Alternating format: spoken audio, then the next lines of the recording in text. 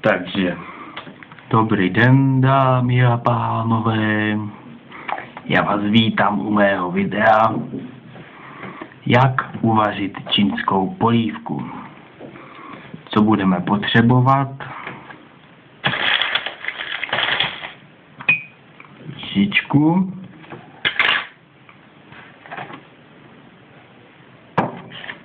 hrnek, no a samozřejmě tu polívku, že jo? Postup? Ten je jednoduchý.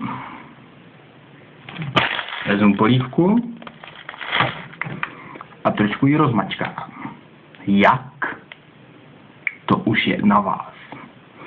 Můžete ji rozmačkat v rukách, pěstí.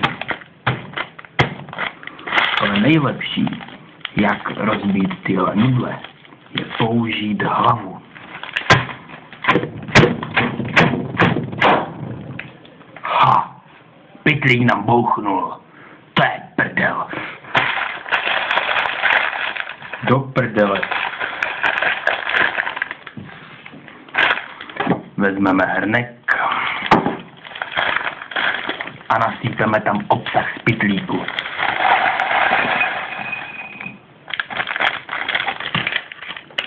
Máme tu menší překvapení. Čínské chlupy, čínské sperma.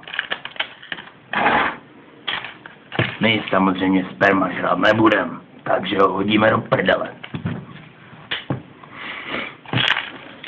Jak postupovat dále? Nudle již jsou vysypané v hrnku. Přidáme lžičku a zalijeme to horkou vodou.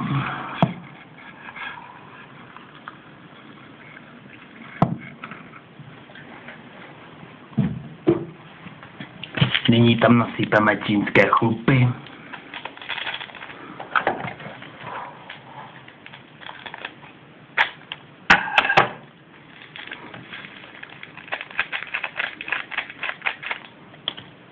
Trošku to zamícháme.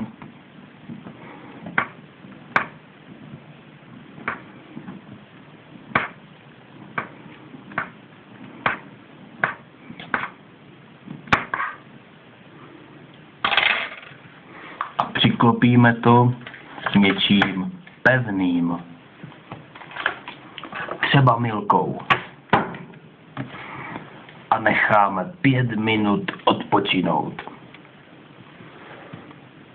Po 5 minutách to můžeme samozřejmě zežrat. Nebudeme na to čumět přece. To je celý postup, jak zežrat čínskou polívku.